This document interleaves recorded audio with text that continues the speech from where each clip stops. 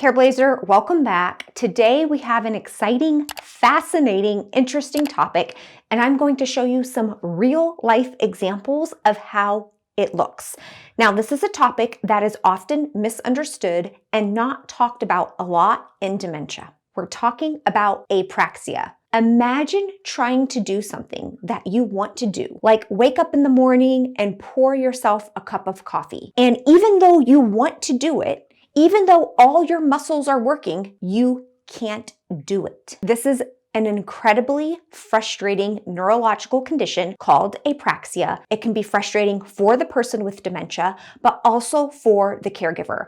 And despite this not being talked about a lot, up to 52% of people with dementia have this condition. I'm going to talk about two of the most common types of apraxia, and you can decide and figure out, does your loved one possibly have this condition? Now, the risk of developing apraxia grows as the dementia continues. So about 10% of people with mild cognitive impairment, so not yet quite in the dementia range, but MCI, about 10% of people have apraxia. But as we start to get more into the moderate stages of dementia, now we're talking about over 50% of people with dementia have this condition. All right, so let's figure out maybe if your loved one has this condition. First of all, the term apraxia, A stands for without, and praxia stands for action. So literally put them together and we have without action. That's what apraxia means. You might also hear the term dyspraxia, which is similar, except it's a more mild form. When we think about any of the actions that we take, for instance, pouring a cup of coffee, our brain is sending signals to our body. It's sending signals to start an action, like picking up the coffee pot and pouring, and it's also sending signals to our brain to stop the action, like to take the pot down, put the pot away as the cup is getting full.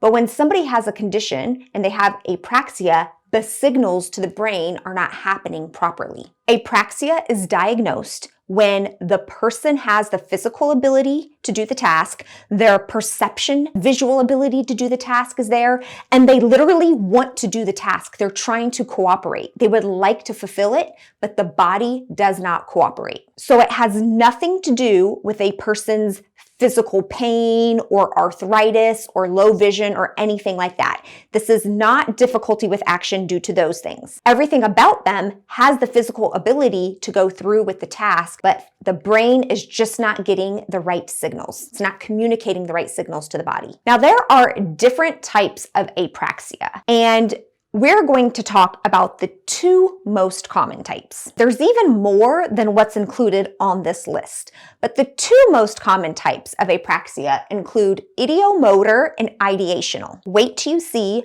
some of the real life examples I'm going to share with these types. So ideomotor, this is the most common type of apraxia in dementia. These individuals have a hard time doing or demonstrating an action. So if somebody were to come and get an assessment and the clinician was trying to figure out, does this person have ideomotor apraxia, they would ask the person to do things. Wave goodbye. Show me how you would brush your teeth. Show me how you use a hammer. Those are literally the questions that a clinician is asking to figure out if the person is able to do the task. Let's take a look at how this looks in real life. As we are about to see here, this patient is being asked to unlock a door with a key.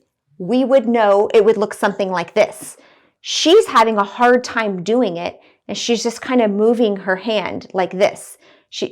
She can't figure out what the motion is to unlock the key door. Let's look at another example. In this next example, the patient is asked to put on a jacket. Let's see how she does with the task of putting on a jacket. This is what ideomotor apraxia looks like. Notice how she's trying to even find what to do with the jacket. She's holding it, she's kind of moving it around.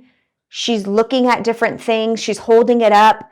She just can't figure out the steps of how to put on her jacket. Imagine this showing up in all kinds of different ways. Now, I'm going to show you a way to help your loved one around this if they have this type of apraxia. So in this type of apraxia, ideomotor apraxia, they have that physical ability, but when you tell them to do the task, they can't. One of the ways around this would be to talk around what you want. So for instance, in the case of the jacket, when you tell them to put on the jacket, they can't figure it out. But if you were to say, hey, we're going outside, it's cold out, and you hand them the jacket, they might know naturally to put it on. Or if you were to say, instead of saying, come to the table, it's time to eat, they have to figure out what is come to the table. How does that work? What's the step? What do I do? But if you were to just say, lunch is ready, their brain might be able to bypass it to know lunch means going in here. So we kind of talk around it to see if that can help them get to do the action that you're looking for. When somebody has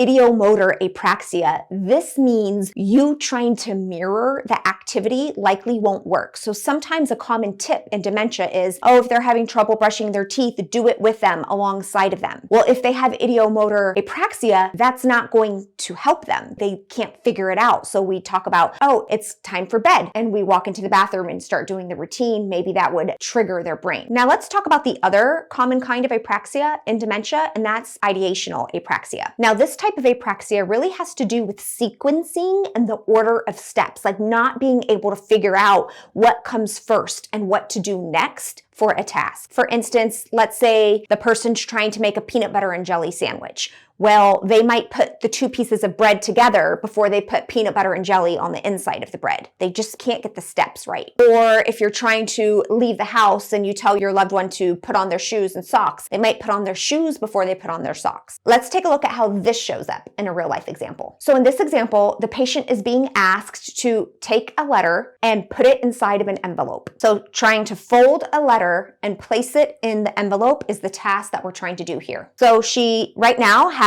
the envelope in her hand, and it appears she's, holding it, flipping it, looking at it, tries a little bit of folding of it, but she can't quite figure out to put the piece of paper in the envelope. So she's struggling with the steps. It's more ideational, like thinking through the steps. Now, one of the ways that we would help in this type of situation is to really break down only one step at a time, ideally even only putting what they need for that one step in their viewpoint. So if we go back to the peanut butter and jelly example, you would literally just have the two slices of bread out first, and then you would have the peanut butter out, and then the jelly out, step by step by step. It's not make a peanut butter and jelly, it's take two pieces of bread out. It's get the peanut butter, it's get the jelly, put it on the slice of bread, put the other piece of bread on top of it. So breaking it down can help with this type of apraxia. Like I said, there are many different types of apraxia. Truly understanding what the specific type is going to help you and your loved one's healthcare team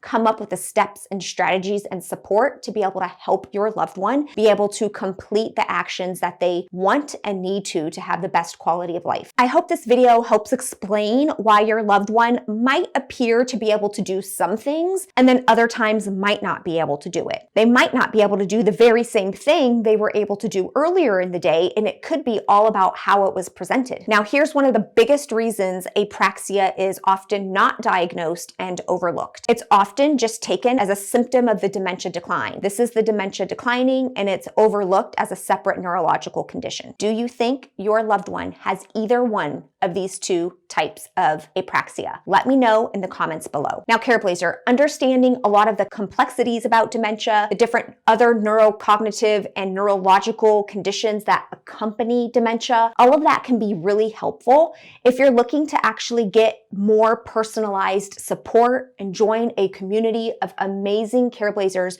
who come together week after week in support groups and question and answer sessions to talk to other dementia experts and elder law attorneys. I invite you to check out our care course. It's a full year of live support with me and amazing members and other experts. And it's something to help when it feels like things are just so confusing and overwhelming, or that you have a lot of the information, but what you really need help with is applying that information and getting through the really tough times. There's a link below in the description that you can check out. We'd love to welcome you into the program. I'll be back next week with another video. As always, bye.